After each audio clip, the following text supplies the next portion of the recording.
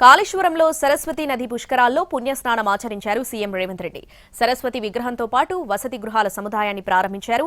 ఈ ఉదయం తెల్లవారుజామున సరస్వతి పుష్కరాలు ప్రారంభమయ్యాయి. సరస్వతి నదిని కాళేశ్వరంలోని త్రివేణి సంగమం వద్ద ప్రవహించే అంతర్వాహినిగా పరిగణిస్తారు. సరస్వతి, గోదావరి, ప్రాణహిత నదులతో కలిసి త్రివేణి సంగమంగా ఏర్పడిందని చెబుతారు. సరస్వతి నదికి రాజస్థాన్, ఉత్తరాఖండ్, ఉత్తరప్రదేశ్లోనూ ఇదే సమయంలో పుష్కరాలు జరగనున్నాయి. ఈ పుష్కరాన్ని బృహస్పతి మిథున రాశిలోకి ప్రవేశించినప్పటి నుంచి 12 రోజుల పాటు ఆచరిస్తారు.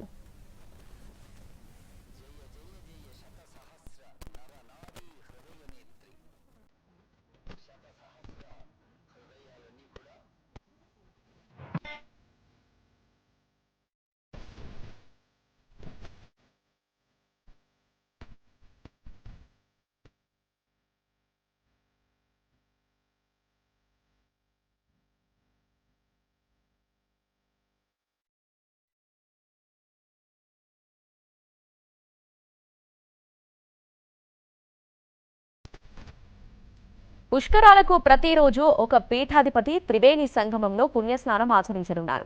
ప్రతిరోజు సరస్వతి నదీమ తల్లికి మహాహారతి కార్యక్రమం నిర్వహించనున్నారు.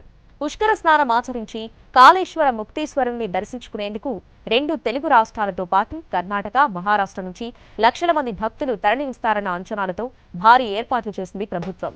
త్రివేణి సంగమం వద్దకు వెళ్లేందుకు బోట్లు సిద్ధంగా ఉంచారు. ఘాట్ల వద్ద స్నానఘట్టాల నిర్మాణాలను చకచకా పూర్తి చేశారు. ఎలాంటి అవాంఛనీయ ఘటనలు జరగకుండా భారీ భద్రతను ఏర్పాటు చేశారు. 2000 మంది పోలీసులు ఆన్ డ్యూటీలో ఉంటారు. సహాయక చర్యలకు ఎస్డీఆర్ఎఫ్ టీంలను అందుబాటులో ఉంచారు.